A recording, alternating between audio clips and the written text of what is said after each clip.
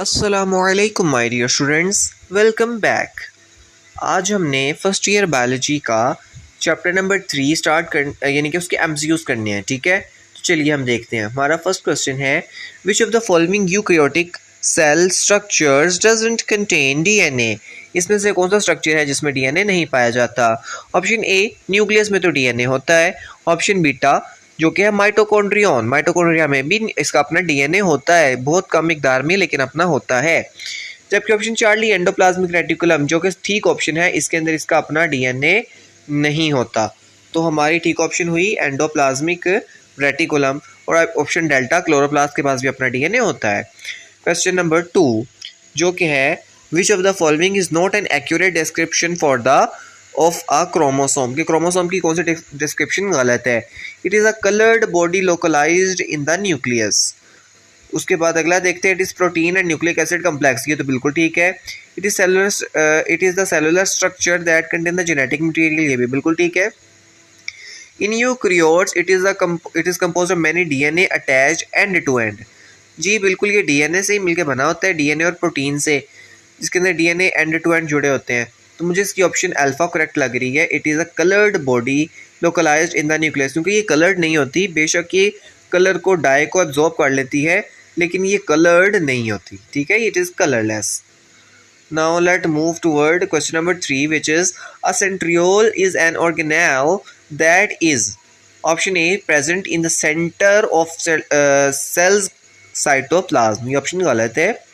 Option beta, composed of microtubules and important for organizing the spindle fiber। ये option 100% correct है। Option Charlie, surrounded by a membrane, गलत है। Part of a chromosome, ये भी गलत है। Question number 4, a rough endoplasmic reticulum is an intracellular double membrane system to which ribosomes are attach. ये तो ठीक है। ऑप्शन बीटा, एन इसने 2 दफ़ा बी लिख दिया, चलिए कोई बात नहीं। An intercellular membrane that is स्टर्न्ड विद माइक्रोट्यूब्यूल स्ट्रक्चर। ये तो बिल्कुल गलत है। A membranous structure found within mitochondria. जी बिल्कुल नहीं, आर माइटोकॉन्ड्रिया के अंदर नहीं होता। Only found in prokaryotic cell, बल्कि ये तो प्रोकैरियोटिक सेल में पाया ही नहीं जाता, बिल्कुल ऑपोजिट है। इसका मतलब हमारी ऑप्शन अल्फा करेक्ट है।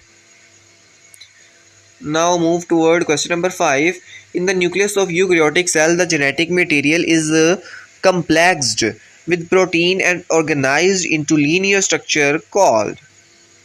वो कहता है कि in the nucleus of eukaryotic cell के न्यूक्लियस में the genetic material is complexed with protein and organized into linear structure called. इसका सही जवाब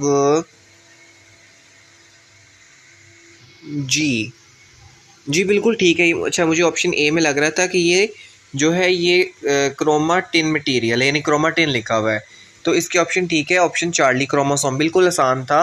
मुझे बस इसमें इस वजह से सोचने में टाइम लगा। मुझे ऑप्शन ए में लग रहा था कि ये सेंट्रियोल की जगह क्रोमाटिन लिखा हुआ है, इस वजह से मैं कंफ्यूज हो गया था। लेकिन इसका सही जवाब है chromosome, option charlie. Okay, question number 6 की तरफ मूव करते हैं। Which of the following statement doesn't apply to the nuclear envelope. Nuclear envelope के बारे में कौन सी बात गलत पूछ रहा है? It is a double membrane, बिल्कुल ठीक है। It is a continuous with the endoplasmic reticulum, ये भी बात ठीक है, हमने गलत ढूंढनी है। It has pores through which material enters and leave, ये भी बात ठीक है। It has infoldings to form cristae, ये बात गलत है, जो कि हमारी रिक्वायरमेंट थी कि आपने गलत बात ढूंढनी है कि ये इनफोल्डिंग्स बनाती है क्रिस्टी की फॉर्म में, जो कि बात गलत है। ओके, क्वेश्चन नंबर 7 की तरफ मूव करते हैं।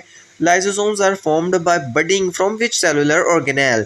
आपने ये पढ़ा होगा कि जो लाइसोसोम्स हैं, इसकी जो प्रोटीन है वो आर में बनती है, फिर ये स्मूथ एंडोप्लाज्मिक रेटिकुलम से होते हुए गोल्जी अपरेटस में जाते हैं, वहाँ से इनकी बडिंग होती है। तो इसका असल जवाब जो होगा वो बीटा होगा, गोल्जी अपरेटस, क्योंकि गोल्जी अपरेटस से ही बनते हैं। ठीक है। Okay, question number 8, all peroxisomes carry out this function. अब कौन सा फंक्शन है जो कि सारे के सारे पेरोक्सिसोम्स करते हैं? Break down fat and amino acid into smaller molecule that are used for energy production by mitochondria. जी बिल्कुल ये गलत है, ये काम दूसरे ऑर्गेनेल्स का है। Option B, digest macromolecule using the hydrolytic enzymes they contain. ये बात तो ठीक है, हाइड्रोलिटिक एंजाइम से मैक्रोमोलिक्यूल को डाइजेस्ट करते हैं। सिंथेसाइज मेम्ब्रेन कंपोनेंट्स, ये तो गलत है। Control the flow of ion, ये भी गलत है, ऑप्शन बीटा ठीक है। Digest macromolecule using the hydrolytic enzymes they contain. Question number 9, how would the absence of peroxisomes in a cell affect its metabolism and what would be likely symptom?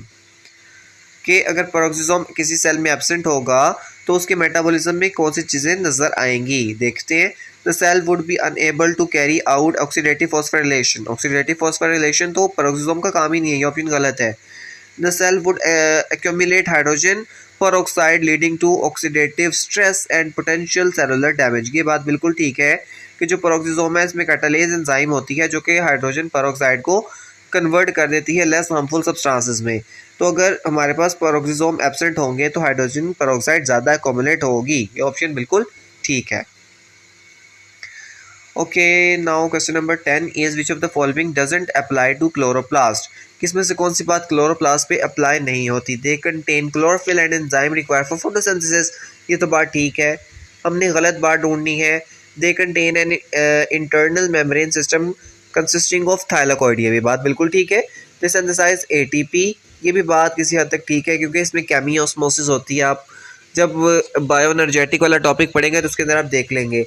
और chapter number D, sorry option number D है, they are bounded by double membrane the inner of which is folded into cristae. जी ये देखिए, इसकी जो दोनों membrane होती हैं इसमें से कोई भी इनफोल्डिंग्स नहीं बनाती। माइटोकॉन्ड्रिया के अंदर क्रिस्टी बनती है लेकिन क्लोरोप्लास्ट में क्रिस्टी नहीं बनती, तो ऑप्शन डेल्टा हमारी ठीक ऑप्शन है जो कि रिक्वायर्ड थी कि हमने गलत जो बात इसके ऊपर अप्लाई नहीं होती वो ढूंढनी है, तो ऑप्शन डेल्टा करेक्ट है। Now, which is the correct sequence of membrane compartment through which a secretory protein move from synthesis to release from the cell? जी कि एक प्रोटीन कौन सी मेम्ब्रेन से गुजरती है, तो इसके ऑप्शन भी डेल्टा ठीक है। सबसे पहले RER, फिर SER, फिर गोल्गी apparatus और फिर सेल मेम्ब्रेन तक जाती है। Now the last question is, how does the process of facilitated diffusion differ from active transport? तो फैसिलिटेटेड आपको पता है डिफ्यूजन के अंदर हमें एनर्जी रिक्वायर्ड नहीं होती जबकि एक्टिव ट्रांसपोर्ट में एनर्जी चाहिए होती है, तो ऑप्शन बीटा देखिएगा, the facilitated diffusion doesn't require energy while active transport does, तो ये वाली ऑप्शन बिल्कुल ठीक है।